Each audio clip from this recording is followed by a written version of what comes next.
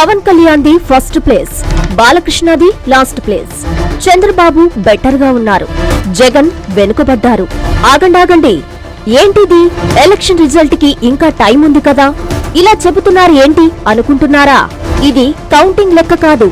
ఈ ఎన్నికల్లో ప్రముఖులు బరిలో నిలిచిన నియోజకవర్గాలకు సంబంధించి పోలింగ్ శాతం ఎలా నమోదయ్యిందని చూసినప్పుడు ఈ తరహా పరిణామం కనిపించింది.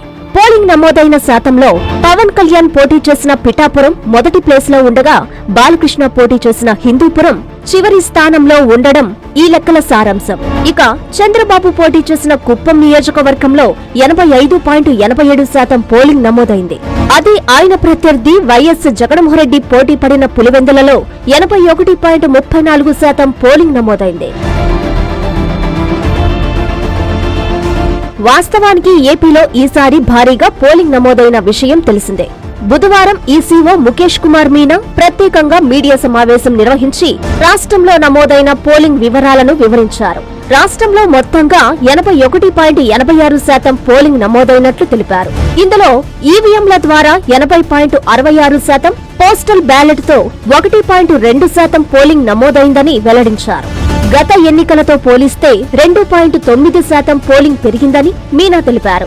ఈ నేపథ్యంలో టీడీపీ అధినేత చంద్రబాబు నాయుడు, వైసీపీ అధ్యక్షుడు CM Jagan, Janasena chief Pawan Kalyan, TDP ప్రధాన కార్యదర్శి నారా లోకేష్, ఏపీ కాంగ్రెస్ అధ్యక్షురాలు వైఎస్ షర్మిల, నందమూరి బాలకృష్ణ వంటి ప్రముఖులు పోటీ చేసిన వారి నియోజకవర్గాల్లో ఎంత శాతం పోలింగ్ నమోదైందనే ఓటర్లు చాలా ఆసక్తిగా తెలుసుకున్నారు.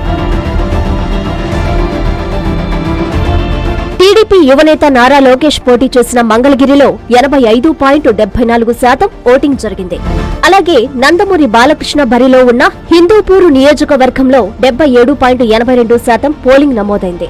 అల్లుడితో కంపేర్ చేసిన మామ పోలింగ్ శాతంలో వెనుకబడి ఉండడం గమనార్హం.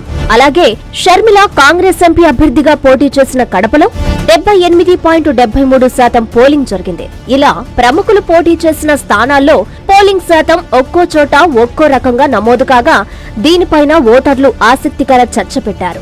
పోలింగ్ పర్సంటేజ్ స్థాయిలో చర్చ ఉంటే, ఇక రేపు విడుదలయ్యే ఎన్నికల ఫలితాలపై ఏ స్థాయిలో చర్చ జరుగుతుందో అంతు చిక్కని ప్రశ్న.